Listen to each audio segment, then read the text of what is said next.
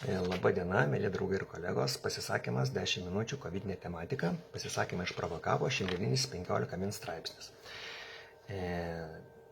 Birželio 28 išėjo puikus The British Medical Journal straipsnis. Aš dabar kalbėsiu jau lietuviškai su vertimu apie hospitalizacijų ir mirčių padidėjimą tarp vakcinuotų suaugusių žmonių. Priminsiu, kad BMG yra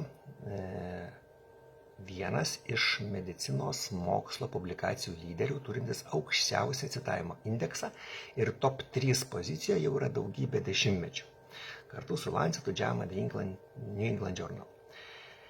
Ir tas straipsnis turėjo pagal savo vertę pralėkti per visas medijas breaking news formatu, nes jo turinys yra be galo svarbus.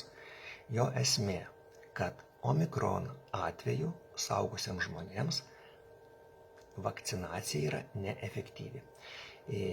Atveju išanalizuota 22 milijonai. Ar dažnai tenka skaityti straipsnius tokios imties? Tai nėra kažkoks small single center study. Ten keli atvejai. Tai nėra kažkoks matematinis modeliavimas, kaip būtų, jeigu būtų. Tai yra buvusių įvykių labai kokybiška analizė.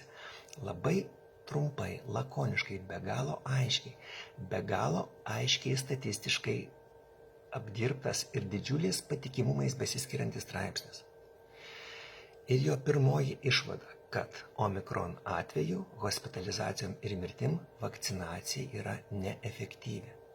Aš dabar klausiu savo draugų, pažįstamų, ką dar aukščiausio citavimo indekso žurnalas, sakydamas, kad Omikron atveju vakcinacija yra neefektyvi, ką dar jis norėjo pasakyti, apart to, kad vakcinacija yra neefektyvi.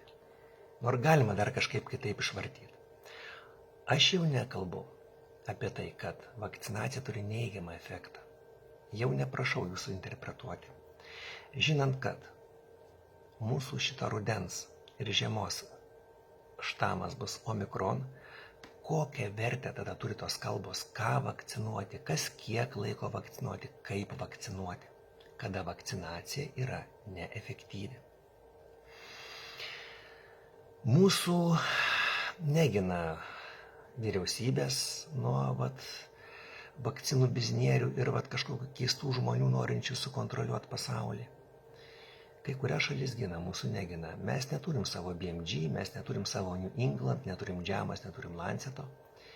Ir labai svarbu yra medicinos mokslo laikysena, akademinių bendruomenių. Yra įvairios struktūros, yra tarybos, yra senatai, yra neformalios profesorių klubai. Ar nelaikas būtų įsijungti į šitas problemos diskusijas? Kiekvienas žmogus, kuris gynė disertaciją, jie pasivaikščiojo po senato posėdžius, aš irgi 2005 metais, ir tikrai žinau, kad ne visi posėdžiai yra tokios jau strategiškai politinės reikšmės. Ar nebūtų galima jungtis šitą klausimą dėl to, kad jis yra pirmos eilės svarbos? Negi jūs nematote, kokį norėjau pasakyti, papuolė žmonija, papuolė Lietuva, kad tikras mokslas yra nustumtas į šalį, kad mūsų medijos yra parsidavę. Šitas jų tylėjimas rodo, kad jos yra parsidavę tam, kam reikia. Jos yra propagandos įrankis. Visas mūsų televizijos centrinės, visi mūsų interneto portalai. Dėl to vienintelė informacijos sklaida yra socialiniai tinklai. Ir mano bendradarbių, pavyzdžiui, mano universiteto dėstytojų, mokslininkų, intelektualinis potencialas, lyginant su LRT, Delfio, tais panikos kėlėjų tuo saujelė, 10-20, yra tarp jų gydytojai, yra tarp jų visuomenės sveikata, žurnalistai, ir tokie yra etatiniai fekalijų piliai. Tai mūsų intelektualinis potencialas, girdėjot metaforą dramblio ir blusas, tai kaip dramblio prieš blusą. Tik kad ta blusa, tam, kam reikia parsidavus, turi finansinį stogą, turi galbūt valdžios stogą, bet kokį stogą beturėtum, blusa nieko kitų nevirsa par blusas. Negi mes dar bijome pasakyti savo nuomonę, negi mes dar kažko nesuprantame. Mėly mano bendradarbiai, daugelis iš mūsų jau nervus palikę tikrai nelengvuose naktinėse budėjimuose, ilgose operacijose. Esame įveikę onkologinės ligas, turim ne tik vaikų, bet ir anūkų. Mūsų ne tik biologinė saulelė vakarop, bet ir profesinė jau vakarop. Negi mes vis dar bijome. Tai kada nebijoti?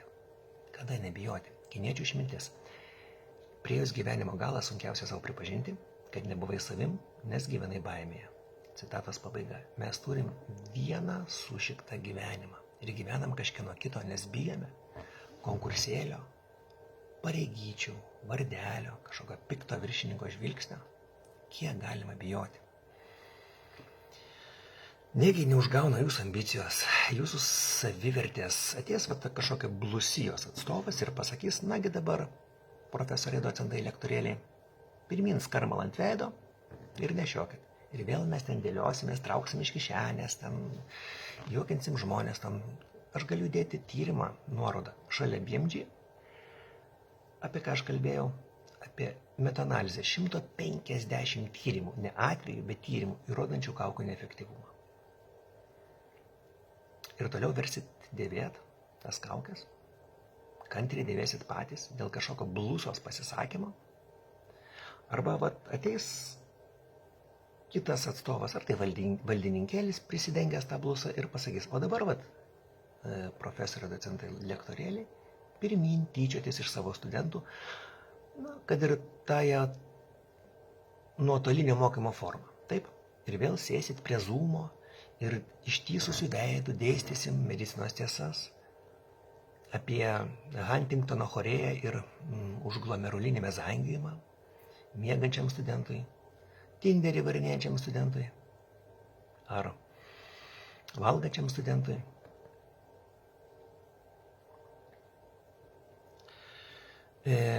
Egziuperi citata: neįmanoma priversti žmogaus tikėti, mylėti ir gerbti. Mus arba gerbia, arba negerbia.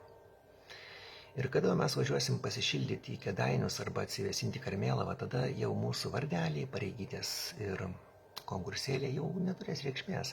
Ir tada mūsų aplinkai, kuri dar gyvens, bus svarbu, ar mus gerbia, ar mus negerbia. Elkimės taip, kad žmonės mus gerbtų. Ir studentai. Labai nesinori, kad studentai, pavyzdžiui, mane prisimintų kaip kažkokį kaukėtą prietranką. Aš suprantu, yra žmonių, kurie išsigando. 2,5 metų buvo beprecedentiškai keliama panika, labai nuosekliai, labai išradingai, investuojant milžiniškas lėšas.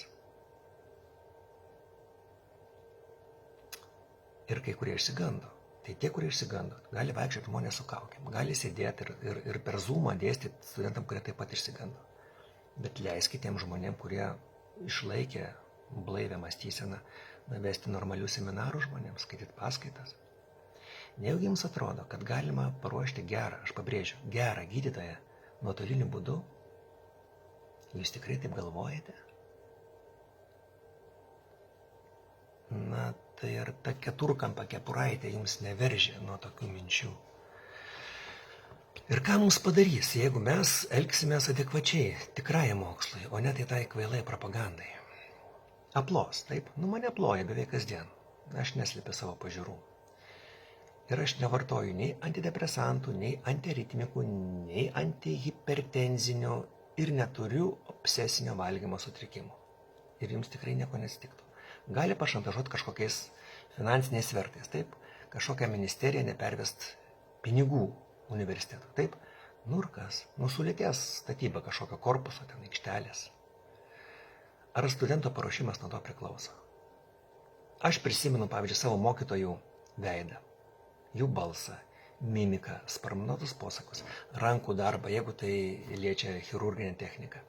Bet aš tikrai neprisimenu, kokios buvo sienos tuo metu, kaip ten Kožiniauskas ir Žemskin ir Devaitis operavo, ar ten koks buvo langų dydis.